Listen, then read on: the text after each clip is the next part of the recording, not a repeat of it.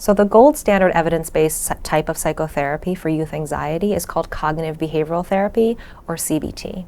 So CBT focuses on teaching children and teens to understand the connections between their thoughts, their feelings, and their behaviors. So what we know is that the way that we think about a situation, or often the way that we interpret a situation, has a big impact on the way that we feel in that situation.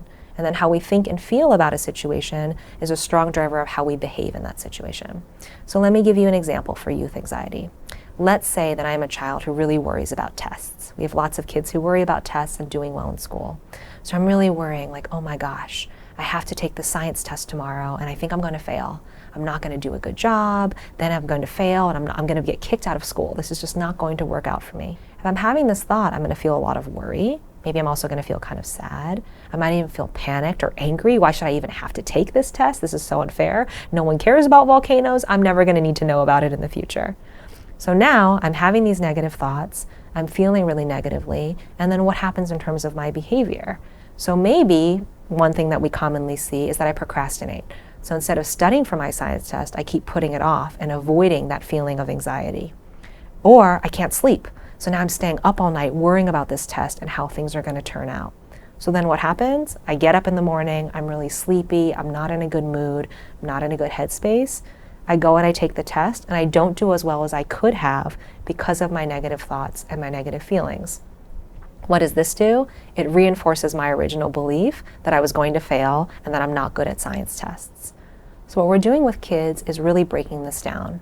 What are the automatic negative thoughts that you have in situations that scare you or induce worry? How does that connect to your feelings? How does that connect to your behavior?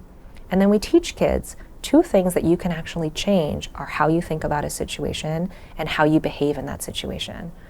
And if we can change those two things, or even just one of those things, you can change the other ones. So one thing that we often do in CBT for anxiety is something called exposure therapy. So this is the idea that when we're scared of a situation or an object, we often avoid it. And avoiding it actually just makes our anxiety grow because we never have the opportunity to see, well, maybe the thing I was scared of never is actually going to happen, or even if it happened, I could cope with it and I could be okay. So in exposure, you make a plan with kids to gradually, safely, and slowly expose them to the thing that they're scared of. So we think of this as approach behavior versus avoidance behavior.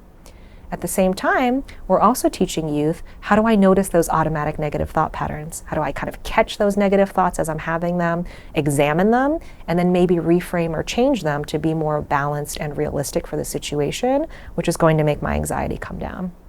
And then lastly, we also teach kids many relaxation strategies. So this idea that when we're anxious, we experience a lot of physiological tension. Kids often say, when I'm nervous, my heart beats really fast, I feel like I can't breathe, I feel kind of sweaty or shaky, and then I can't think straight. So what can we do to help you feel more relaxed in your body, to then calm your mind, to feel more in control? Now I can make really careful decisions about what I want to do next with a clear head.